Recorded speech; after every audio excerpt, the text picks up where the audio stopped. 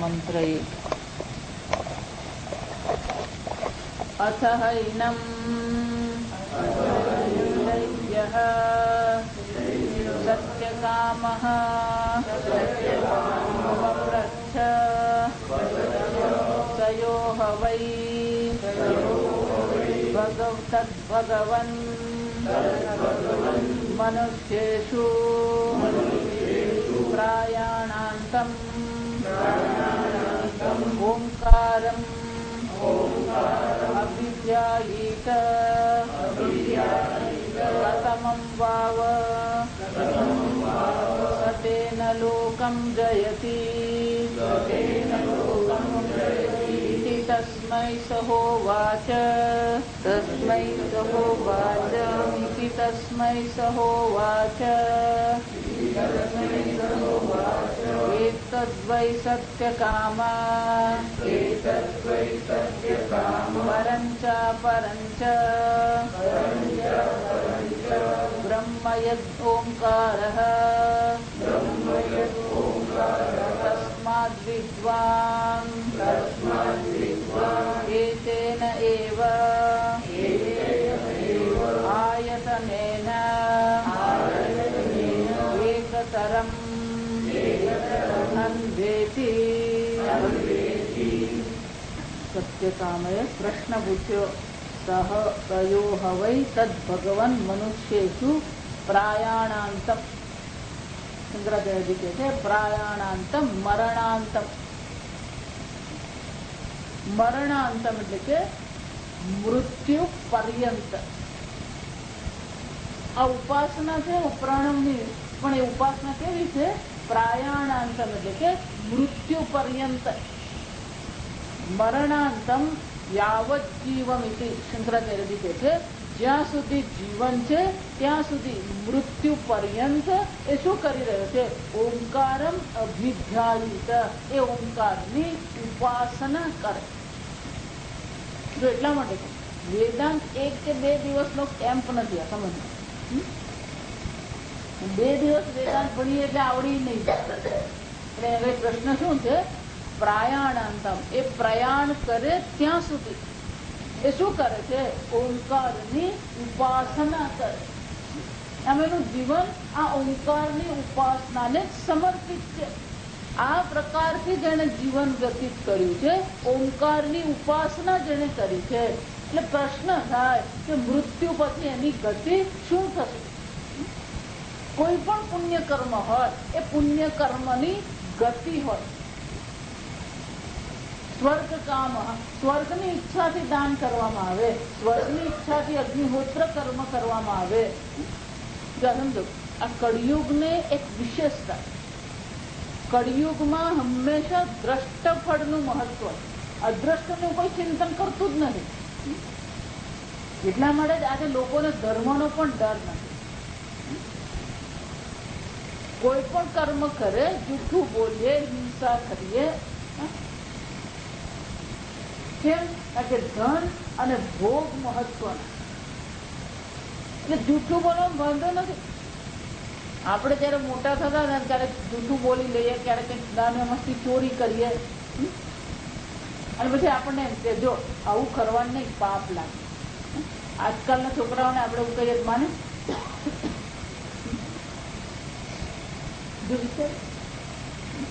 આજે લોકો જે ધંધા કરી રહ્યા, ધંધામાં કેટલું ઊંધું ચતું કરતા હોય, એટલે ઊંધું ચતું કરે પેલા પિતાજી બિચારા ધાર્મિક હોય, શ્રદ્ધાળુ હોય, પિતાજી કે ભાઈ આપણે આવું કરવું નથી, આપણે ભલે બેટા પૈસા કમાઈએ। તો બાળક શું જવાબ આપે? એમાં શું થઈ ગયું? તરત પપ્પાનો જવાબ શું હતો? બેટા આપણને પાપ લાગે, આ તો જન્મમાં આપણે ભોગવવું પડે। પણ આ વાક્ય અત્યારના લોકો માટે કેવું છે? નિરર્થક છે। જો સમજશો, અદ્રષ્ટની કોઈ ચિંતા નથી કરતી। એટલે પહેલા જેને આપણે ધર્મ ભીરુ કહેતા, ધર્મથી ડરીને ચાલનારા છે, કોઈને ધર્મની પડી નથી। અને જ્યાં ધર્મ જ નથી તો વેદાંત અશક્ય છે। આ સમજો, જ્યાં સુધી જીવનમાં ધર્મ નહીં હોય। એટલા માટે શંકરાચાર્યજી જે આપણે બતાવ્યું યમ નિયમ, આ યમ અને નિયમ જ જીવનમાં નથી, એ મનુષ્ય જીવન જ નથી। અદ્રષ્ટની ચિંતા કોઈને છે જ નહીં.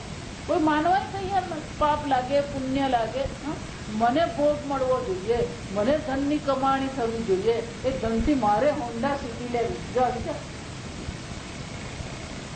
આપણે પગે ચાલે જતા ને તોય આપણને કઈ વાંધો નહીં આવતો. આજે લોકોને સાયકલ ચલાવવાની શરમ નથી. એક સાધક મેં કહું તું ભણવા આવ રોજ, જ્યાં પિતાજી ગુજરી ગયેલા, એને કોઈ કમાણી કરી નહીં, કઈ એક સાયકલ લઈને આવ તો સાયકલ પર મને શરમ લાગે. આ સાધક કહેવાય. ભણવું હોય તો ગમે તે રીતે આવવાનું, એમાં સાયકલ પર આવે તો સ્કૂટર પર આવે, શું ફરક પડે? જો વિચાર એનો અર્થ શું થાય? ભણવાનું મહત્વ નથી, પણ સાયકલ પર તો હું નહીં આવું. તો વિચારી જો, નાની નાની વસ્તુ છે આ બાબત, પણ નાની નથી, એ ઘણી મોટી છે. એના મનનો એ પરિસ્થિતિ બતાવે. વેદાંત ભણવું છે પણ સાયકલ પર નહીં આવું. જો આપણને એવું લાગે નહીં આવે, કઈ નહીં આવે એમને, એની મનની પરિસ્થિતિ આપણને બતાવે.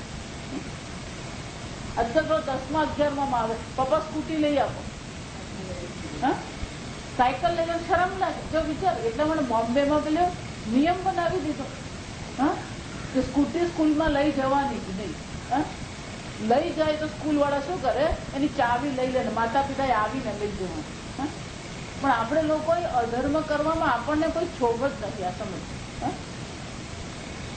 એનો કોઈ ઉપાય કરી લઈએ, અને લોકોએ એનો ઉપાય કરી લીધો. આ વિચારી લીધું. શું ઉપાય કર્યો કે સ્કૂલની આજુબાજુ ઘણા બધા એપાર્ટમેન્ટ હોય, એપાર્ટમેન્ટમાં બધા પાર્કિંગ એરિયા શું હોય, ખાલી હોય. એટલે લોકો સવારના નીકળી જાય ગાડી સ્કૂટર લઈને, એ સાંજે જ આવવાના. એટલે પેલા મા બાપ પાર્કિંગ વાળા સાથે, અરે એપાર્ટમેન્ટ વાળા સાથે શું કર્યું, સોદો કર્યું, અમારા છોકરાઓને તમારે સ્કૂટી મૂકવાની. એપાર્ટમેન્ટ વાળો જે સોદો કરી રહ્યો છે એ વિચારતો નથી કે આ કોના માટે નિયમ બનાવવામાં આવે છે, બાળકોની સેફટી માટે. જો વિચાર, ધંધો બની ગયો. સ્કૂલ વાળાએ સ્કૂટરની ના પાડી, સ્કૂટીની ના પાડી, તો એ બીજા માટે શું બની ગયો, આવકનો સાધન, ધંધો બની ગયો. વિચારી હંમેશા કેમ આપણે અધર્મ કરીએ એ જ આપણે વિચાર કરીએ. એટલે બુદ્ધિ કયા માર્ગ પર ચાલે, અધર્મ પર ચાલે.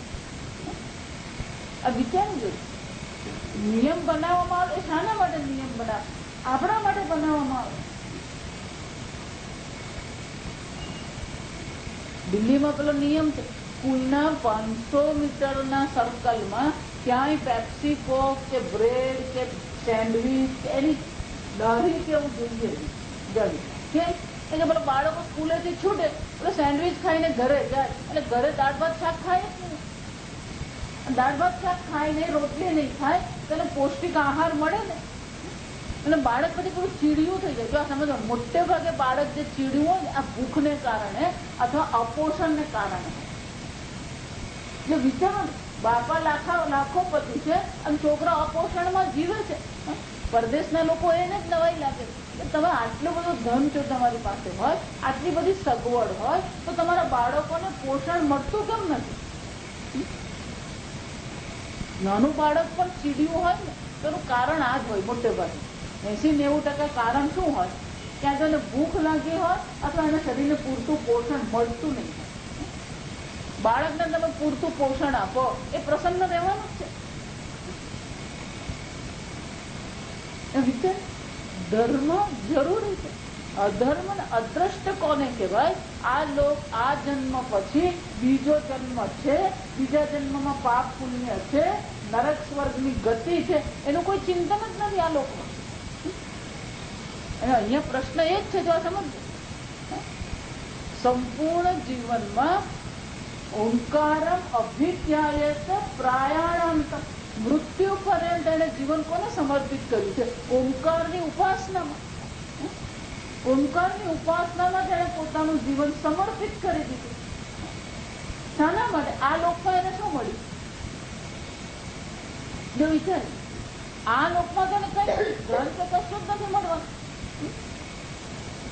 એટલે પ્રશ્ન શું કરે છે? કતમમ વા સતેન લોકમ જયતે. એટલે આપણે ઓંકારનો અર્થ જોયો, ઓંકારની ઉપાસના જોઈ આપણે ગઈકાલે આપણે યમ નિયમ અનુગૃહિત સહ એવમ યાવત જીવ વ્રત પધારણ મૃત્યુ પર્યંત શું કરે છે? આ ઓમકારની ઉપાસના કરો. અને ઓમકારની ઉપાસના કરવું એટલે કે આ વ્રત ધારણ કરવું પડે. યમ છે, નિયમ છે, પ્રત્યાહાર છે. બાહ્ય વિષયમાંથી પોતાના મનને પાછું ખેંચી લીધું. ભોગનો અભાવ, સમાહિત ચિત્ત, કોઈ પ્રકારનો વિક્ષેપ નથી. અભિધ્યાન, કોઈ પણ વિજાતીય પ્રત્યય હોય એને ત્યાગ કરી દીધો. સજાતીય પ્રત્યય, અવિચ્છેદ સંતાન, સતત શું છે? કોઈ પણ પ્રકારના વિચ્છેદ વગર એ શું કરી રહ્યો છે? ઓમકારનું ચિંતન કરે. પણ ક્યાં સુધી? પ્રયાણાંતમ. જો 8મા અધ્યાયમાં આ ચર્ચા છે. ગીતાના 8મા અધ્યાયમાં પણ આ ચર્ચા કરવામાં આવે. ત્યાં ઓમકારની ઉપાસના કરનાર છે અને કઈ ગતિ થાય? કતમ વાસે તેન લોકમ જયતિ. શંકરાચાર્યજી કહે છે, જો વાંચે શંકરાચાર્યજીનું ભાષ્ય, કતમમ વાવ અનેકેહિ જ્ઞાન કર્મભિઃ વેતવ્યાઃ લોકાઃ તિષ્ઠન્તિ તેષુ તેન ઓંકાર વિજ્ઞાનેન કતમં સલોકમ જયતિ ઇતિ પૃષ્ટવતે તસ્मै સહોવાચ વિપ્લાદઃ एतद्वै सत्यकाम एतद् ब्रह्म वै परञ्च ब्रह्म परं सत्यम् अक्षरं पुरुषाख्यम् अपरं च प्राणाख्यम् प्रथमजम् यत्तदोंकारः एव ओंकारात्मकम् ओंकार प्रतीकत्वात् परं हि ब्रह्म शब्दादि उपलक्षणा अनर्हम् सर्वधर्म विशेष वर्जितम् अतः न शक्यम् अतीन्द्रियगोचरत्वात्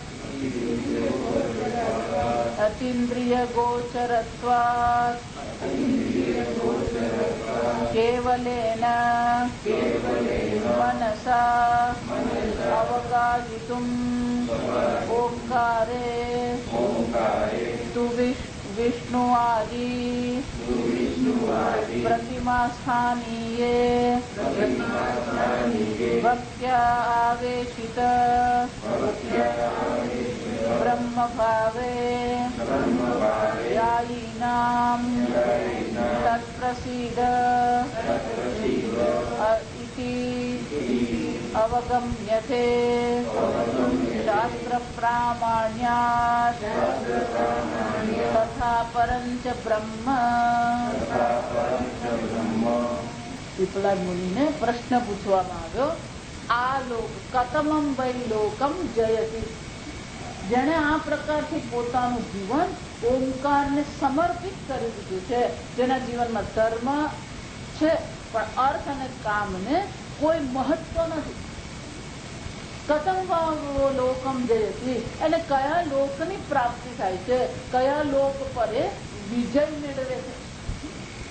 એટલે શંકરાચાર્ય બહુ સુંદર છે. કતમમ વા અનેકેહિ જ્ઞાન કર્મભિઃ જેતવ્યાઃ લોકાઃ. અનેક પ્રકારના જ્ઞાન અને કર્મ. જો સમજો, અહીંયા જ્ઞાન એટલે ઉપાસના. જ્ઞાન એટલે શું છે? ઉપાસના. ઉપાસના અને કર્મભિઃ, કર્મ દ્વારા, ઉપાસના અને કર્મ દ્વારા લોકો, અનેક પ્રકારના લોકનો વિજય મેળવે છે, એટલે લોકની પ્રાપ્તિ કરે છે. આમ અન્ય લોકની પ્રાપ્તિ માટે, પરલોકની પ્રાપ્તિ માટે શાસ્ત્રમાં અનેક પ્રકારની ઉપાસનાઓ છે, અનેક પ્રકારના કર્મો છે. ભલે અનેક પ્રકારની ઉપાસનાઓ કે કર્મ હોય, તિષ્ઠંતિ વાવ, તે શું તિષ્ઠંતિ એટલે ભલે અનેક પ્રકારના કર્મ અને જ્ઞાનથી આપણને અન્ય લોકની પ્રાપ્તિ થઈ શકે, પણ અહીંયા તો પ્રશ્ન શાનો પૂછવામાં આવે? તે શું? એ સર્વમાં તેન ઓમકાર અભિધ્યાનેન, પણ એ બધામાં ઓમકારની ઉપાસના દ્વારા કતમં સલોકમ જયતિ, એ બધા ઉપાસનામાં આ એક જ સમજનો છે. એક પ્રણવ જ ઉપાસના નથી. શંકરાચાર્ય શું કહે છે? એક પ્રણવ માત્ર ઉપાસના નથી, અનેક પ્રકારની ઉપાસનાઓ શાસ્ત્રમાં દર્શાવે. અનેક પ્રકારના કર્મ છે જેના દ્વારા આપણે સ્વર્ગલોકની પ્રાપ્તિ કરી શકીએ, પરલોકની પ્રાપ્તિ કરી શકીએ. ગીતામાં પણ આપણે મહાત્મા જો વાંચીએ ને, એમાં લખેલું એક શ્લોકનો રોજ પાઠ કરીને સૂર્યલોકની પ્રાપ્તિ થાય, અડધા શ્લોકનો પાઠ રોજ કરે અને ચંદ્રલોકની પ્રાપ્તિ થાય. જો આ એટલા માટે અન્ય લોકની પ્રાપ્તિ માટે અનેક પ્રકારના વિકલ્પ છે. સ્વર્ગમાં જવું હોય, દાન દ્વારા પણ તમે સ્વર્ગમાં જઈ શકો, યજ્ઞ દ્વારા પણ તમે સ્વર્ગમાં જઈ શકો, ઉપાસના દ્વારા પણ તમે સ્વર્ગની પ્રાપ્તિ કરી શકો. અગ્નિહોત્ર કર્મ દ્વારા પણ શું છે? સ્વર્ગની પ્રાપ્તિ થઈ શકે. આમ લોક એક જ છે, પણ એની પ્રાપ્તિના સાધનો અનેક હોઈ શકે. અને શંકરાચાર્યજી કહે છે અનેક, આવા અનેક પ્રકારની ઉપાસનાઓ દર્શાવવામાં આવી છે, પણ એમાં પણ તિષ્ઠંતુ એટલે ભલે આ અનેક હોય, પણ આપણે તો અહીંયા કોની ચર્ચા કરવી છે? આ ઓમકારની ઉપાસનાની ચર્ચા કરવી કે જેણે ઓમકારની ઉપાસના કરી છે, જીવન પર્યંત એને ઉપાસના કરી હોય, તો એને કયા લોકની કેવા પ્રકારના કતમમ જહમ, કેવા પ્રકારના કયા લોકની એને પ્રાપ્તિ થાય છે. ઇતિ પૃષ્ઠવતે, આ પ્રકારથી પ્રશ્ન પૂછવામાં આવ્યો. તસ્મૈ સહોવાચ પીપલાદ, અને પછી પીપલાદ મુનિ એનો ઉત્તર આપે. બહુ સુંદર. હંમેશા ઉપદેશની બે પદ્ધતિ હોય. જે પૂછવામાં આવ્યું છે, જે વિષય છે, એ જ વિષયને ધ્યાનમાં રાખીને ઉત્તર આપવામાં આવે. એ સંક્ષેપ છે, સીધો જ ઉત્તર. બીજો ઉત્તર એ પ્રકારથી હોય, સંપૂર્ણ વિષયને આવરી લેવામાં. જે સામાન્ય રીતે આપણે ધનની કમાણી કેમ કરી, પૈસા ક્યાં રોક્યા, આ પ્રશ્ન પૂછવામાં આવે તો તરત જ આપણે શું કહીએ? એક કામ કર, અત્યારે રિલાયન્સ બહુ સારી છે, તું રિલાયન્સમાં રોકી લે. આ સીધો જવાબ. પ્રશ્ન રોકવા એટલે ઇન્વેસ્ટમેન્ટ કરવું. તો ઇન્વેસ્ટમેન્ટ કોને કહેવાય? ઇન્વેસ્ટમેન્ટ કેવી રીતે કરવું જોઈએ, કયા સ્કીમમાં કરવું જોઈએ, એનાથી કેટલો ફાયદો થાય છે, આ બધી ચર્ચા કરવી. એને શું કહેવાય? વિસ્તારથી સામેવાળાને સમજાવવામાં આવે. પેલો જવાબ આપે ને એમાં કઈ સમજાવવાનું હોય ને. પેલા એ પૂછ્યું ને આપણે શું કરવાનું? રિલાયન્સમાં રોકી દેવાનું. એટલે આપણે શું કરી દેવાનું? રિલાયન્સમાં રોકી દેવાનું. એમાં વ્યક્તિની કોઈ સમજ કેળવાય છે કે વ્યક્તિને કઈ જ્ઞાનની વૃદ્ધિ થઈ છે એવું કશું નથી.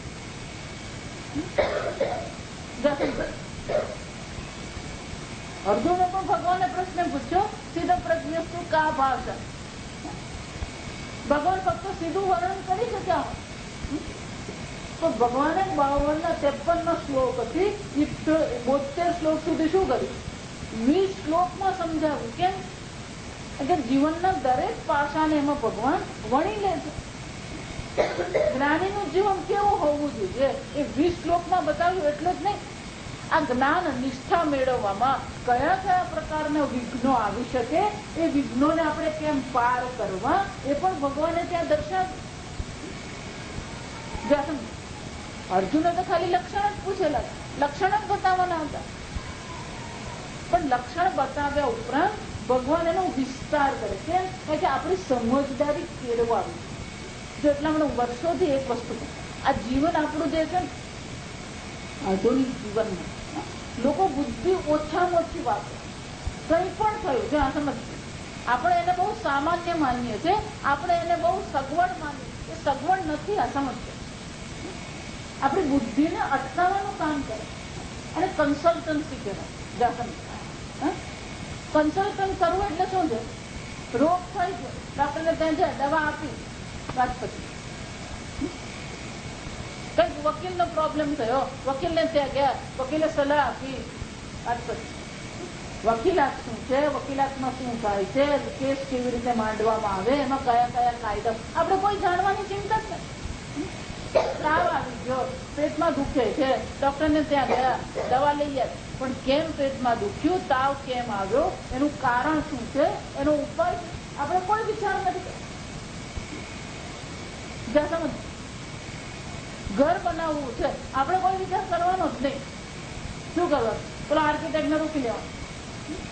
સમજ, એટલે આપણી દ્રષ્ટિએ સગવડ છે, પણ બીજી દ્રષ્ટિએ વિચારીએ તો શું છે, આપણે કોઈ દિવસ લાંબો વિચાર કરતા જ નથી. આજે દીર્ઘ દ્રષ્ટિ આજે રહી જ નથી. બે વસ્તુ છે, એક તો દીર્ઘ દ્રષ્ટિ પણ નથી અને એનું પરિણામ શું આવે એનો કોઈ વિચાર નહીં કરે. જો ગયા વર્ષે મુંબઈમાં પેલું એક એપાર્ટમેન્ટ પેલા પાનાના પત્તાની જેમ પડ્યું, એટલે લોકોને એમ હતું કે જમીન નીચેની ધસી ગઈ કે જમીન હલી ગઈ.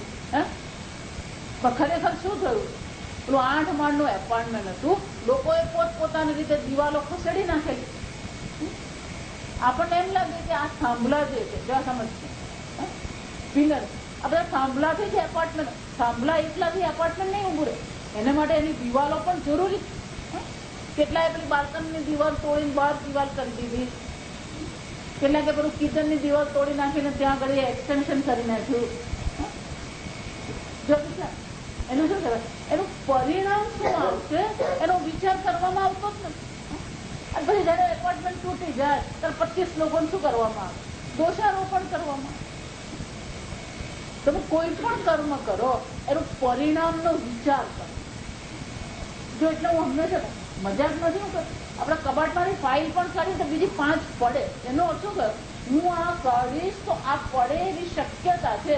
એ પરિણામનો વિચાર આપણે કરતા જ નથી, ખેંચી લીધું. પછી બધી ફાઇલ પાછી ગોઠવવા બેસે બબડતા જઈએ. તો પહેલેથી જ વિચાર કરીએ કે આ ફાઇલ હું ખેંચીશ ત્યારે બીજી 4 પડવાની શક્યતા છે.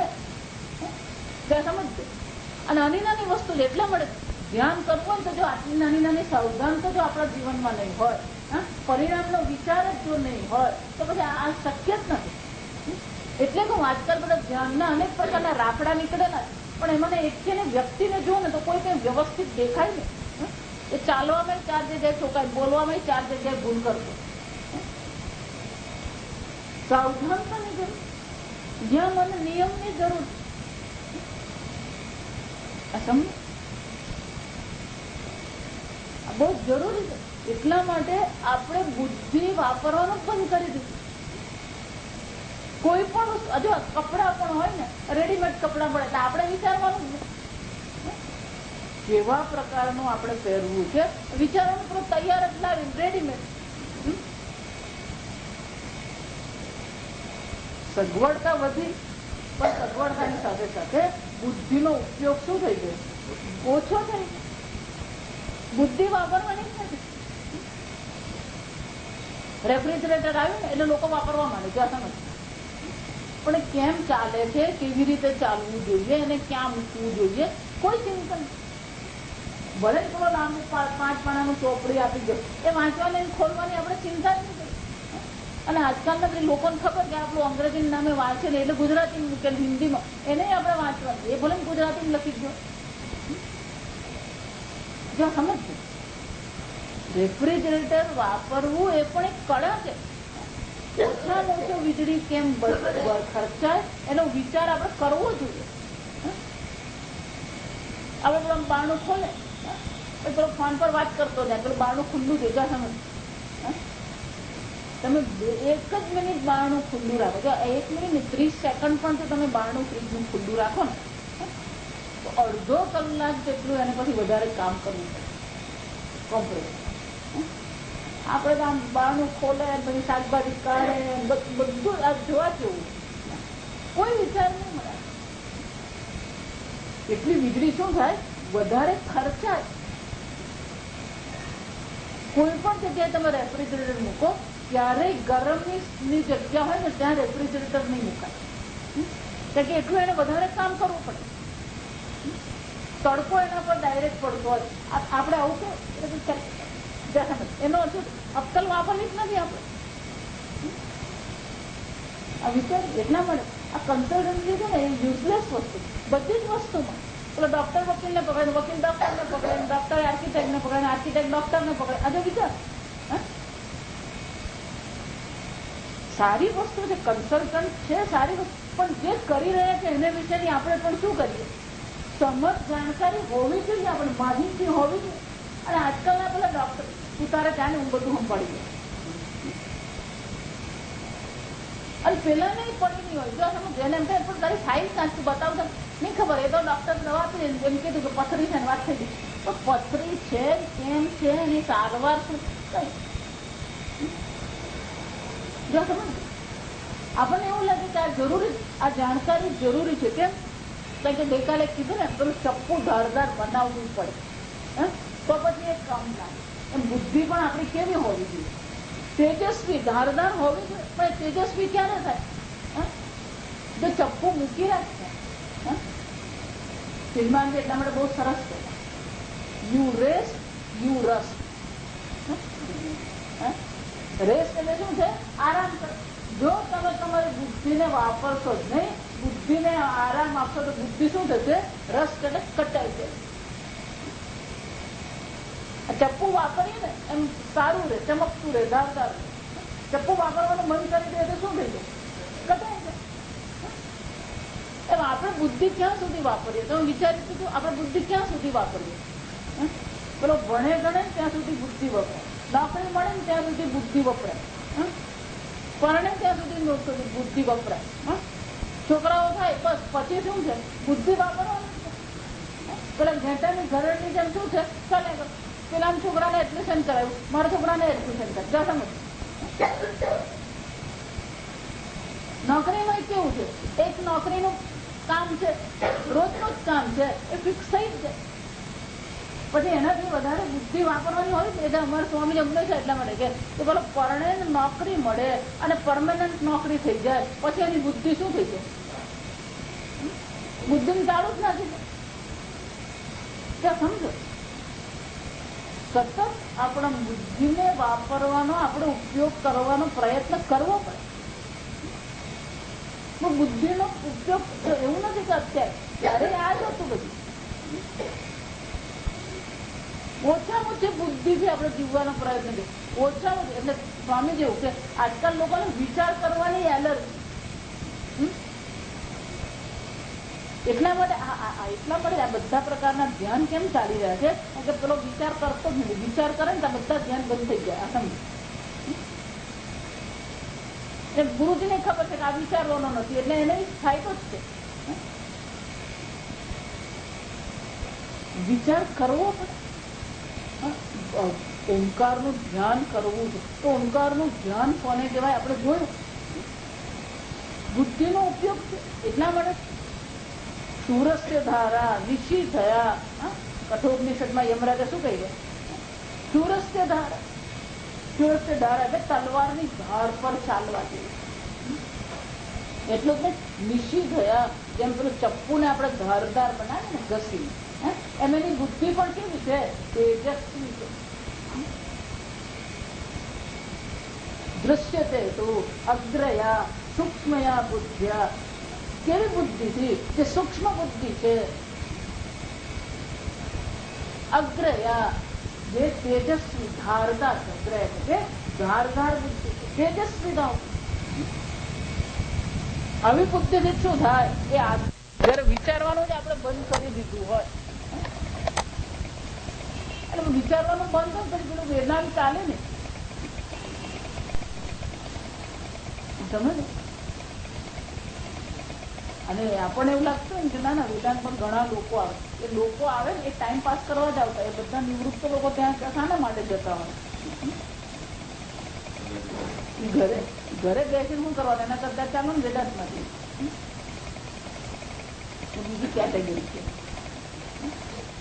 વેદાંત પણ સમજી જાય ટાઈમ કેમ કે એ બધા જે હોય ને આ સમજ, આ બધા શિબિરમાં જાય ને એમને માનો શિબિરમાં જઈને જ્ઞાની બનીને આવે, ઘરે આવે એટલે પાછો એનો એ જ કોઈ પણ આશ્રમ, વેદાંત નહીં, કોઈ પણ આશ્રમમાં જાય ત્યારે 5 વાગે ઉઠી જાય, મંદિરે જાય, ગંગા સ્નાન કરે, બધું જ કરે. તો ઘરે આવે ને 8 વાગે કોઈ ઉઠેલો નહીં, સમજે? એટલે એક ફેશન થઈ ગઈ. આશ્રમમાં જવું પણ શું છે? ફેશન થઈ. શિબિરમાં જવું પણ શું છે? ફેશન થઈ ગઈ.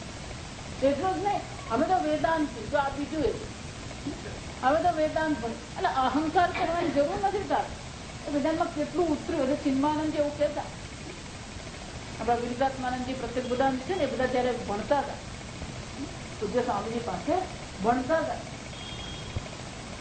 એ લોકો જયારે ભગવદ ગીતા, આજે ભગવદ ગીતા શંકર પાસે જો આપણે વિચારવાનું, આપણે 14 વર્ષ કરેલા ગીતા પૂરી કરી, એટલે રોજ એક ક્લાસ લે તોય 2-2.5 વર્ષ થાય ગીતાને પૂરી. એટલે ગીતાની જયારે પૂર્ણાહુતિ થવાની હતી એક વખતે ચિન્માનજી આશ્રમમાં આવ્યા.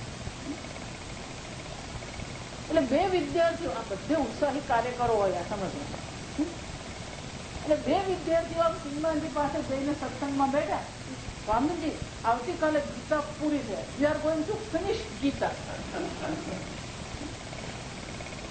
ચિન્માનજી બહુ શાર્પ એકદમ, પેલા ને એવું આમ પકડે, આમ ચપટીથી જ પકડે. એટલે જેવું પેલું આમ વાક્ય બોલે, સ્વામીજી કાલે અમે ગીતા પૂરી કરવાના, પણ ઉત્સાહમાં હતો, ગીતા પૂરી થઈ ગઈ. એટલે ચિન્માનજી સામે તરત જ પ્રશ્ન કર્યો, કીધું ફિનિશ, ઇગ્નોરન્સ, અજ્ઞાન ગયું? એ તો એમનું એમ જ છે, ગીતા પૂરી કરવાનો મતલબ છે. અજ્ઞાનેન આવૃતમ જ્ઞાનમ તેન મુચ્યંતિ દંત. આ બધો મોહ, આ બધો શોક, આ આસક્તિ કોને કારણે છે? અજ્ઞાનને કારણે. ગીતા પૂરી થઈ ગઈ, પણ આપણું અજ્ઞાન તો શું છે? ઇન્ટેક્ટ છે. શું છે? એમનું એમ જ છે.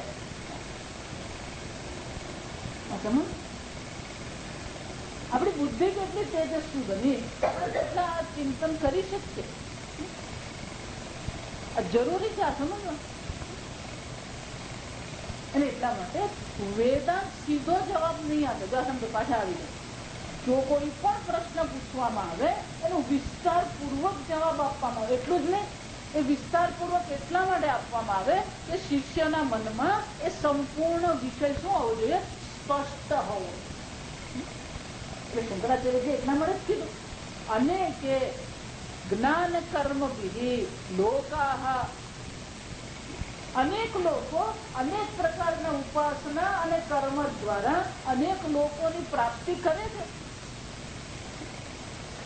પણ અહીંયા આપણે શું કરી રહ્યા છીએ? બીજા બધાને બાજુએ કરીને તિષ્ઠતિ, એ બધાને બાજુ કરીને અહીંયા ઘડી કોની ઉપાસના દર્શાવવામાં આવી છે? ઓમકાર અભિજ્ઞાનેન. આ ઓમકારની ઉપાસના દ્વારા કયા લોકની પ્રાપ્તિ થાય? અને અહીંયા ઘડી હવે પીપલાદની બહુ સુંદર ઉત્તર આપે, એતદ્વૈ સત્ય કામ એતદ બ્રહ્મ વૈ. એ સત્ય કામ, આ તું જે ઓમકાર નો પ્રશ્ન પૂછી રહ્યો છે, પેલા ઓમકાર શું છે એ સમજી લઈએ, પછી એની ઉપાસના. જો સમજ, આને વેદાંત કહેવાય. પેલા ઓમકાર શું છે આપણે જાણતા જ નથી. એટલા માટે શાસ્ત્રમાં કહ્યું છે, મંત્ર તમે જપ કરો એનું પુણ્ય છે, પણ અર્થ સહિત જયારે તમે એનો જપ કરો તો એનું અનેક ઘણું પુણ્ય છે.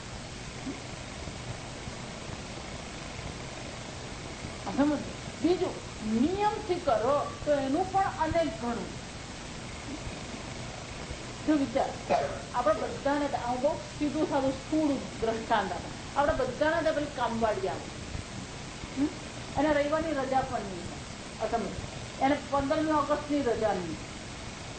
એ પાડે વસ્તુ જુદી, પણ સામાન્ય રીતે નિયમ પ્રમાણે શું છે? મહિનાના 30 દિવસ એને કામ કરવું. તમારે ત્યાં આવીને 5 કલાક કામ કરી દે, પગાર કેટલો હોય? આપણે 500 હોય, 600 હોય. મોટું ઘર, મોટું કુટુંબ બહુ મોટું 1000 હોય વધારે. પણ એને બદલે કોઈ બેંકમાં કામ કરે, વિચાર. એ બેંકમાં કામ કરે છે. બેંકમાં એને શું કરવાનું છે? 11 થી 5, 6 કલાક કામ કરવાનું. એ 6 કલાક ત્યાં કામ કરે. એને બધી રજા પણ મળે. રવિવારના 52 રવિવાર તો મળે, ઉપરથી બીજા 52 મળે. સમજ. એટલે પરદેશના લોકો વિચારે છે હજી પણ. પરદેશના લોકોને માટે ભારત એક બહુ મોટો કોયડો છે. એ લોકોને એવું લાગે કે આટલા બધા ઉત્સવ, આટલી બધી રજા અને આટલી બધી સીએ. સમજ. મારા બાપા ગુજરી ગયા એટલે રજા, મારા બાપાનું શ્રાદ્ધ છે રજા. સમજ. આ બધી રજાઓ પાડીએ, બધું જ ચાલે. તોય ભારતની આર્થિક પ્રગતિ થઈ રહી છે. જો સમજ. જાપાન વાળા એ લોકો જે કામ કરે ને, જે રીતે આપણે તો ત્યાં જઈને જોયું તો આપણે ગાંડા થઈ ગયું. કેમ? આપણને રજા વગર ફાવે નહીં, કામ વગર ફાવે એમ નહીં. પણ શું છે, મારા છોકરાને ત્યાં છોકરો થઈ ગયો છે, પણ બહુ સુરત છે, એટલે શું કરવાનું આજે? મળે ખરી. જો સમજ. રજા શું છે? મળે ખરી. પેલા બેન નોકરી કરતા હોય બેંકમાં, 8મા મહિનાથી એને મળી જાય રજા. ડિલિવરી એને શું લીવ કહેવાય. અને 3 મહિનાની શું કરવામાં આવે? એટલે રજા. વિચાર. હા, મેટર્નિટી. એટલું જ નહીં, એનો પગાર બાજુ એ નહીં થાય. જો સમજો, પગાર શું છે?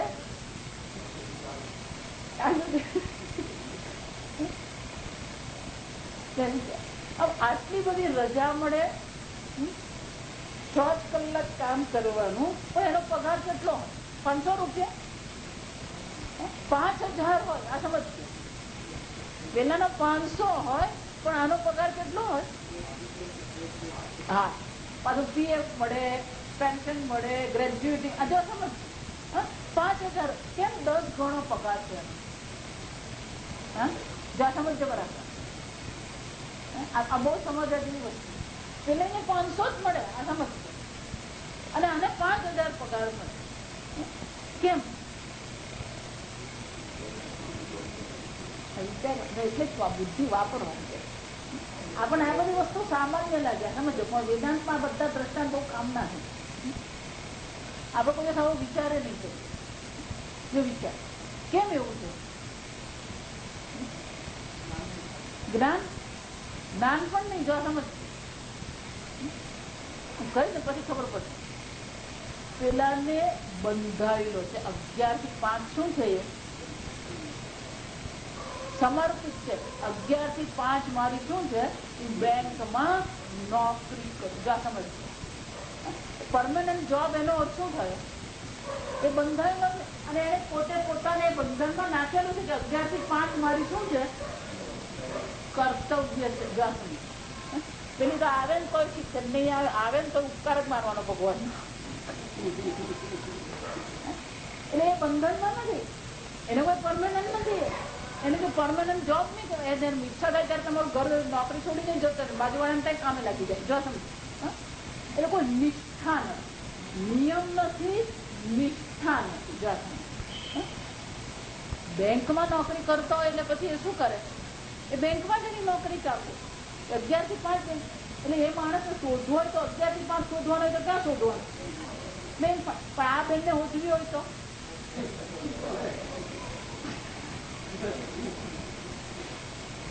સમજો. 10 ગણો પગાર કેમ મળે છે? એની નિષ્ઠા, એનું સમર્પણ. 11 થી 5 રોજ હું શું છે? બેંકમાં નોકરી. એવું જરૂર નથી 11 થી 5. આ ધંધામાં પણ એક છે. પેલો 11 થી 5 કરે ને એટલે એને 5000 મળે મહિનાને. આ સમજ. આપણો ધંધા વાળો 24 કલાક સમર્પિત છે અને એને મહિનાને 50000 મળે. મફતમાં એને 50000 નથી મળતા. આ સમજ. કેમ? અને એને એનું જીવન શું છે? આ વ્યાપારને સમર્પિત કરેલું છે. એટલે 5000 ને બદલે એને કેટલા મળે છે? 50000 મળે. આમ આ સમર્પણ જે છે નિષ્ઠા છે, નિયમ છે. નિષ્ઠા, નિયમ અને સમર્પણ, આ ત્રણ વસ્તુ હોવી જોઈએ. તો હવે જો આપણે પુણ્ય કર્મ પર મંત્ર કરીએ સમજ્યા વગર તો એનું પુણ્ય છે, સમજીને કરીએ તો અનેક ગણું છે, પણ નિષ્ઠા અને નિયમથી કરીએ તો શું થવાનું? અનેક ગણું ફળ છે. જો આ સમજજો. પણ એના માટે તમારે પોતાને બાંધવા પડે. જેમ પેલો બેંકનો 11 થી 5 નો સમય એ શું છે? એ બંધાયેલું. એના માટે સ્વામીજી કે 11 થી 5 બંધાયેલો છે એટલે એનું શરીર ક્યાં હાજર હોવું જોઈએ? બેંકમાં જ જોઈએ. એ જ રીતે આપણે પણ નિષ્ઠાથી, નિયમથી, એને શાસ્ત્રમાં અનુષ્ઠાન કહેવાય. અને શાસ્ત્રમાં શું કહેવામાં આવે? અનુષ્ઠાન અથવા વ્રત કહેવાય. વ્રત કરીએ 16 સોમવાર આખી જિંદગી કરીએ, પણ 16 સોમવારનું કરીએ, રોજ પાઠ કરીએ તો શું થાય? આ શ્રાવણ મહિનો જો સમજ એટલે શંકરાચાર્ય શબ્દ વાપરે છે, યાવત જીવ વ્રત ધારણ. જો સમજો એ વ્રત એને શું કરેલું છે? ધારણ કરે. એ સમર્પિત છે, એની નિષ્ઠા છે, એનો નિયમ છે. આ પ્રકારથી એને જીવન વ્યતીત કર્યું. આ ઓમકારની ઉપાસના જ કરે છે એમને. અહીંયા ઘડી સત્યકામ જે છે એ પ્રશ્ન પૂછે છે, એ ફક્ત કયા લોકની પ્રાપ્તિ થાય એટલું જ એને જાણવું નથી. એનો પ્રશ્ન જે ગૂઢ છે, એને તો આ પ્રણવની ઉપાસના કોને કહેવાય, કેવી રીતે કરવી જોઈએ, એનાથી શું પ્રાપ્ત થઈ શકે, આ બધું જ જાણવું છે. પ્રણવની ઉપાસના એમ કહીએ એટલે આ 3 પ્રશ્ન આવે. જો સમજો પ્રણવ શું છે, ઉપાસના કેવી રીતે કરવી જોઈએ અને એનું ફળ શું છે. જયારે સત્યકામ આ પ્રશ્ન પૂછી રહ્યો છે ત્યારે સત્યકામ પ્રશ્ન પૂછવા પાછળનો હેતુ આટલો જ છે કે પહેલું તો એને એ જાણવું છે આ પ્રણવ શું છે. એટલે અહીંયા ઘડી પીપલાદ મુનિ આ ઉત્તર આપે છે. એટલા માટે મારે દર વખતે આ પ્રશ્નના ઉત્તરમાં સમજાવવું પડે, કારણ કે સીધો ઉત્તર વેદાંતમાં નથી. અને જે લોકો સીધો ઉત્તર માંગતા હોય ને એ લોકો ક્યારે વેદાંત ભણી નહીં શકે. આ સમજમાં એક ભાઈ છે એ હંમેશા આવે મારી પાસે, એ પ્રશ્ન પૂછે, પછી જયારે ઉત્તર આપું ને અને જે ઉત્તર આપવાનો શરૂ કરું ને એટલે એને એમ લાગે કે હું એનો પ્રશ્ન સમજી જ નથી. એટલે પછી અડધો કલાક એનો પ્રશ્ન સમજાય, એના પ્રશ્ન પર અડધો કલાકનું પ્રવચન આપે. જો સમજ એનો અર્થ શું થાય ખબર? 2 વસ્તુ કહેવાય. આ સમજ મારી મૂર્ખતાનું પુરવાર, એની મૂર્ખતા પુરવાર. કેમ કે એને પ્રશ્ન પૂછ્યો કે જે એનો પ્રશ્ન સમજી શકતો જ નથી. પ્રશ્ન પૂછ્યો તો પછી પ્રશ્નનો ઉત્તર આપવામાં સમર્થ છે એટલી શ્રદ્ધા તો આપણે શું કરવી કરવી પડે. પછી અડધો કલાક પ્રવચન આપે એનો અર્થ શું થયો? તમે મને સમજતા તો વિચાર પ્રશ્ન પૂછે જ શું કામ છે?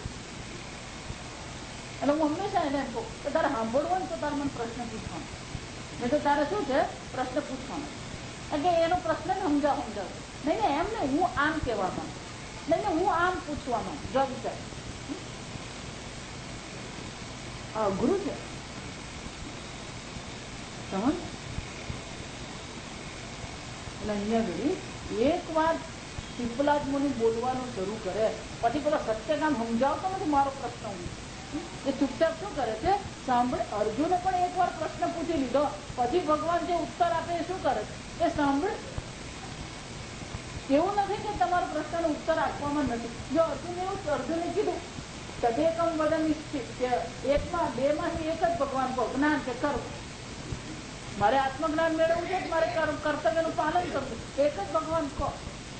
અને ભગવાન ઉત્તર શું આપ્યો? લોકેસ્મિન દ્વિવિધાની. એટલે પાછો અર્જુન બોલીને એમ નથી કે ભગવાન તમે મારો પ્રશ્ન સમજ્યા નથી. એ ઉત્તર સમજતો નહીં. પ્રશ્ન શું છે?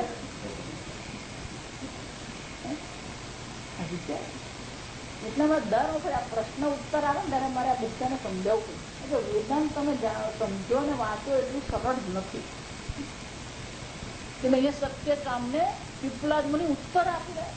એતદ્વય સત્યકામ, સત્યકામ આ એક છે. જો આ સમજ, એતદ્વય એટલે કે આ એક છે. એક છે એટલે શું છે? પરમ ચ અપરમ ચ બ્રહ્મ યત ઓમકાર. જે ઓમકાર છે એ પરબ્રહ્મ છે અને અપરબ્રહ્મ છે. આ ઓમકાર ની ઉપાસના જે છે એમાં આ બ્રહ્મ જે છે આગળ બધી સમજાવશે શંકરાચાર્ય. અહીંયા તો પીપલાદ મુનિ ખાલી પરંચ અપરંચ એવું કે. તસ્માદ વિદ્વાન એતેન એવ આયતનેન એકતરમ અન્વેષી. આ બ્રહ્મ એક પરબ્રહ્મ છે, બીજું અપરબ્રહ્મ. પરબ્રહ્મ એટલે કે નિર્ગુણ નિરાકાર બ્રહ્મ છે. અપરબ્રહ્મ એટલે કે જે સગુણ બ્રહ્મ છે, જેની આપણે ઉપાસના કરીએ છીએ, જેની આપણે પૂજા પાઠ કરીએ છીએ, એ બધું અપરબ્રહ્મમાં વિષ્ણુની ઉપાસના કરી, કૃષ્ણની ઉપાસના કરી, શિવની ઉપાસના કરી. આ બધી કઈ કોટીમાં આવે? અપરબ્રહ્મ કોટી. તત્વ જાણવાનો પ્રયત્ન કરીએ, બ્રહ્મ જ્ઞાન મેળવવાનો પ્રયત્ન કરીએ, એ કઈ કેટેગરીમાં આવે? એ પરબ્રહ્મ.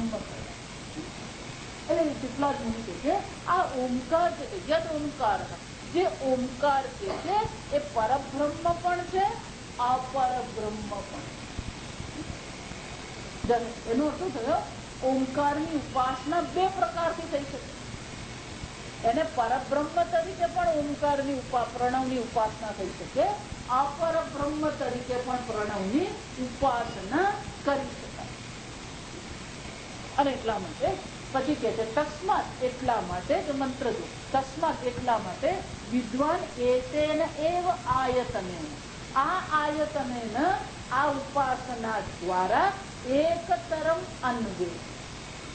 બે માં એકતરમ એટલે કે બે માંથી એકની ઉપાસના કરે. પણ હું પરબ્રહ્મ ને અપરબ્રહ્મ બંને કરું તો ચાલે. પેલા તું બ્રહ્મ તો સમજ, પછી અપર અને પર બે સમજો. આપણે એકદમ કૂદકો જ મારી. એટલે શું કહે છે? તસ્માત અને એટલા માટે વિદ્વાન એટલે કે આ શાસ્ત્રના જે જાણકાર પંડિત જે છે એ શું કરે છે? બે માંથી એકની જ ઉપાસના કરે, અન્વેષી એકને પ્રાપ્ત કરે. એકતરમેવ અન્વે. જો ઓમકારની પરબ્રહ્મ તરીકે ઉપાસના કરવામાં આવે અથવા ઓમકારની અપરબ્રહ્મ તરીકે ઉપાસના કરવામાં આવે તો જે પ્રકારે ઉપાસના કરવામાં આવી હોય એ પ્રકારનું કર્મ ફળ એને પ્રાપ્ત થાય. એટલા માટે યમરાજા શું કહ્યું? એતદ આલંબનમ શ્રેષ્ઠમ એતદ આલંબનમ પરમ એતદ આલંબનમ જ્ઞાત્વા યો યદિચ્છસી તસ્ય તત. ઓમકારની જે તમે અપરબ્રહ્મ તરીકે કરશો તો સંસારની અંતર્ગત તમને શ્રેષ્ઠ ગતિ મળે. પણ પરબ્રહ્મ તરીકે એને જાણવાનો પ્રયત્ન કરો તો તમને મોક્ષની પ્રાપ્તિ થાય. પણ એનો અર્થ શું થયો? આ વેદાંતમાં એટલા માટે મુશ્કેલ એટલા માટે છે એ બધું તમારા પર જ આધારિત, એ ગુરુ કે શાસ્ત્ર પર આધારિત નથી. એનો અર્થ શું થયો? ઓમકારની ઉપાસના તમે કયા પ્રકારથી કરો છો, કોના પર આધારિત? આપણે એને અપરબ્રહ્મ તરીકે ઉપાસના કરીએ તો આ સંસારની શ્રેષ્ઠ ગતિ પ્રાપ્ત થાય. પણ ગમે એવી શ્રેષ્ઠ ગતિ પ્રાપ્ત થઈ હોય તે તમ ભુક્ત્વા સ્વર્ગલોકમ વિશાલમ ક્ષીણે પુણ્ય મર્ત્યલોકમ. અને પરબ્રહ્મ તરીકે પ્રણવની ઉપાસના કરવામાં આવે તો મોક્ષની પ્રાપ્તિ. પણ ઓમકારની વિશેષતા છે કે એને પરબ્રહ્મ તરીકે પણ ઉપાસના કરી શકો, અપરબ્રહ્મ તરીકે પણ ઉપાસના કરી શકો. ગીતાની પણ એક મહાનતા. ગીતાનો રોજ પાઠ કરીએ એટલે પુણ્ય મળવાનું છે. સમજ્યા વગર એનો પાઠ કરો તો એ તમને પુણ્ય આપે. પણ એ જ ગીતાને તમે બ્રહ્મ જ્ઞાન પ્રાપ્ત કરવા માટે ઉપયોગ કરો તો એ તમને શું આપી શકે? મોક્ષ આપી શકે. ચપ્પુ એક જ છે. કોઈ ખૂને કરી શકે અને કોઈ ઓપરેશન કરી શકે.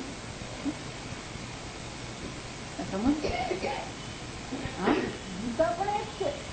ગીતાની આ જ વિશેષતા છે. એનો ગીતાને આ વિષ્ણુ સહસ્રનામ પણ એક છે. આપણને એવું લાગે વિષ્ણુ સહસ્રનામ માટે પાઠ કરવાનો, પાઠ કરવાનો જ છે, પણ એના એક એક શબ્દને જો તમે સમજવાનો પ્રયત્ન કરો તો તત્વ જ્ઞાન સિવાય એમાં બીજું કઈ છે જ નહીં. ભાગવત એ જ છે, આ સમજો, ભાગવતમાં એ જ છે. સકામ બુદ્ધિ કરીએ તો પછી એ સકામ બુદ્ધિથી આપણને પુણ્ય આપે ભાગવત, પણ એ જ ભાગવતનું આપણે શાસ્ત્ર તરીકે અધ્યયન કરીએ તો એમાં વેદાંત સિવાય બીજું કઈ છે. આમ આપણે એનો શું ઉપયોગ કરીએ છીએ એ આપણા પર આધારિત છે. ભાગવતની કથા કરીએ વસ્તુ અલગ છે અને ભાગવતનું અધ્યયન કરીએ શું છે અલગ વસ્તુ છે. એટલા માટે અને ભાગવત જે છે એને અધ્યયન કરવું ને એટલે ભેજાનું દય જ છે. તમે જો આપણે જ્યાં સંસ્કૃતના શબ્દો કે ભાષ્ય શબ્દો બહુ સરળ છે, એક કે બે શબ્દ તમને અઘરા લાગે, બાકીના બધા શબ્દો કેવા છે સરળ જ છે, એમાં કઈ બહુ અઘરા શબ્દો છે જ. ઉપનિષદના શબ્દો કઈ એટલા બધા અઘરા નથી. એતત્વ સત્યતા પરમ ચ અપરમ બ્રહ્મ યદ ઓંકાર, આ એટલું અઘરા શબ્દો છે જ. જે ઓંકાર છે એ પરબ્રહ્મ પણ છે, અપરબ્રહ્મ પણ છે. ભાગવત તમે વાંચો ને ક્લિષ્ટ છે, એને શું કહેવાય શાસ્ત્રની ભાષામાં ક્લિષ્ટ એટલે કઠિન છે. ત્યાંનું જે સંસ્કૃત છે ભાગવતનું, એટલા માટે એવું કહેવાય કે સંસ્કૃતના પંડિતની કસોટી ક્યાં થાય? આ ભાગવતમાં. બહુ અઘરું છે સંસ્કૃત જ અઘરું છે. એટલા માટે લોકો કથા કરી છે બેસી આગળ ચાલે જ નહીં. આનંદ કેમ કે આગળ ચાલવા દે ને પેલું સંસ્કૃત ભણવું પડે. એમાં બે વસ્તુ અઘરી છે સમજ. એના સમાસ બહુ કઠિન છે અને એને ક્રિયાપદો છે. આ ઉવા છે એટલે ક્રિયાપદ છે, બોલ્યા. આપણે સંસ્કૃતમાં 3 પ્રકારના ભૂતકાળ છે. ક્રિયાપદ શું છે? 3 પ્રકારના. એક સામાન્ય ભૂતકાળ છે અને લીક કહેવાય. પછી એક ભૂતકાળ છે એ નજીકનો, 1 દિવસ પહેલાનો, 4 કલાક પહેલાનો થયું એના માટે. અપશ્યત, અવોચત, આ બધા શું છે? પછી પરોક્ષ ભૂતકાળ. બીજો કયો છે? પરોક્ષ ભૂતકાળ. એનો અર્થ થયો કોઈ પ્રસંગ ભૂતકાળમાં બની ગયો, પણ તમારા માટે એ પ્રસંગ કેવો છે? પરોક્ષ છે. એટલે કે તમે એનો અનુભવ નથી કર્યો, તમે જોયું નથી. અને એનું જયારે વર્ણન કરવાનું હોય ત્યારે કયો વાપરવામાં આવે? આ પરોક્ષ ભૂતકાળની ક્રિયાપદ વાપરવામાં. આ પણ બધું હદતું જ લાગે છે તમને. આ ઉવાચ છે ને પરોક્ષ ભૂતકાળ. જે કહી રહ્યો છે એને આ જોયું નથી, એને અનુભવ્યું નથી. અને પરોક્ષ ભૂતકાળ સૌથી અઘરો ભૂતકાળ. ક્રિયાપદ બનાવવા માટે પેલું વચમાંથી ઉવાચ કેમ બને ને અઘરું છે. આખો ભાગવત આ પરોક્ષ ભૂતકાળ અને વિશેષ પ્રકારના સમાસથી ભરેલું. એટલે આ શબ્દ છે કે ક્રિયાપદ છે 1 કલાક ખબર નહીં પડી. એટલે પહેલું તો એ સમજવું પડે કે આ ક્રિયાપદ છે કે નામ છે, કૃદંત છે. આ સમજ પડી જ નહીં. એટલા સંસ્કૃત પણ ભણીએ ને તો આપણી બુદ્ધિ શું થાય? તેજસ્વી, તર્કબદ્ધ બને. સંસ્કૃત ઉપયોગી છે એમ માનવાનું નહીં, સંસ્કૃત ઉપયોગી. પણ વેદાંતમાં જયારે તમે જુઓ ને તો આટલી ક્લિષ્ટ ભાષા નહીં મળે. અત્યારે શંકરાચાર્યજી પણ જે શબ્દો વાપરે ને તે એટલા બધા અઘરા શબ્દો ભાષામાં વાપરતા. એટલે પૂજ્ય સ્વામીજી હંમેશા છે કે જયારે વિષય કઠિન હોય ત્યારે ભાષા કેવી હોવી જોઈએ? સરળ હોય તો જ સમજાવી શકે. એ તો પેલું ભાષામાં જ આપણું મગજ ચાલ્યા કરે તો પેલો વિષય સમજવામાં પછી બુદ્ધિ બાકી રહે નહીં. તકલીફ શું થાય? પેલી બુદ્ધિ પછી બધી ખર્ચાઈ જાય. હવે આ પ્રવાસે જાય ને ત્યારે એવું થાય. તો પ્રવાસમાં જાય ને એટલે પહેલા અઠવાડિયામાં બધા પૈસા ખર્ચી નાખે, બાકીના અઠવાડિયું શું કરવાનું? એમ આમે આપણી પાસે લિમિટેડ બુદ્ધિ હોય એ બુદ્ધિ સંસ્કૃતમાં વપરાય જાય તો પેલો બ્રહ્મ જ્ઞાન સમજવામાં પછી બુદ્ધિ શું છે? ખૂટી પડે.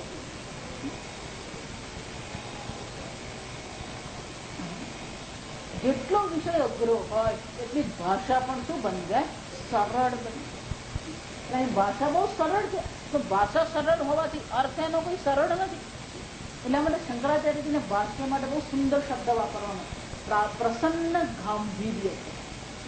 ગંભીરતા છે, ઊંડાણ છે, પણ સાથે સાથે કેવું છે એ પ્રસન્નતા આપનાર. અઘરું લાગે નહીં, આપણને કંટાળો નહીં આવે. જો સમજ, શંકર ભાષ્ય ભણવું કંટાળાજનક નહીં લાગે, મજા આવે, આનંદ આવે, પ્રસન્નતા છે. એટલા માટે ભાષ્યને શું કહેવાય? પ્રસન્ન ગાંભીર્ય. એટલે પીપલાદ મુનિ પણ સરળ ભાષામાં શું કરી રહ્યા છે? આ સત્યકામને સમજાવે છે કે જો સત્યકામ તું પ્રણવની ઉપાસનાની ચર્ચા કરે, પ્રણવની ઉપાસના જેને આ જીવન જેને પ્રણવની ઉપાસના કરી હોય એને કઈ ગતિની પ્રાપ્તિ થાય, કયા લોકની પ્રાપ્તિ થાય એ તું પૂછે છે. તો પેલા પ્રણવ શું છે એ સમજી લે. અને એટલા માટે શું કહે છે? પરમ છે અપરમ છે બ્રહ્મ યદ ઓમકાર. જે ઓમકાર છે એ પરબ્રહ્મ પણ છે, અપરબ્રહ્મ પણ છે. શંકરાચાર્ય કહે છે એક જ બ્રહ્મ વય પરમ છે અપરમ છે બ્રહ્મ.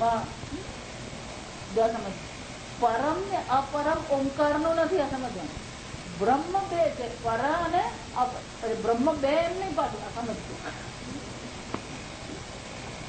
બ્રહ્મ તો એક અદ્વિતીય માત્ર છે, પણ તમે એને કઈ દ્રષ્ટિએ જુઓ છો, કઈ દ્રષ્ટિએ તમે એને સમજો છો એ દ્રષ્ટિએ બે છે.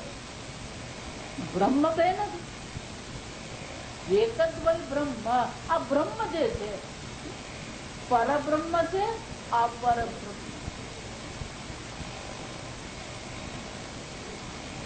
એનો અર્થ શું છે? પેલા પરબ્રહ્મ કોને કહેવાય, અપરબ્રહ્મ કોને કહેવાય એ આપણે સમજી લેવું પડે.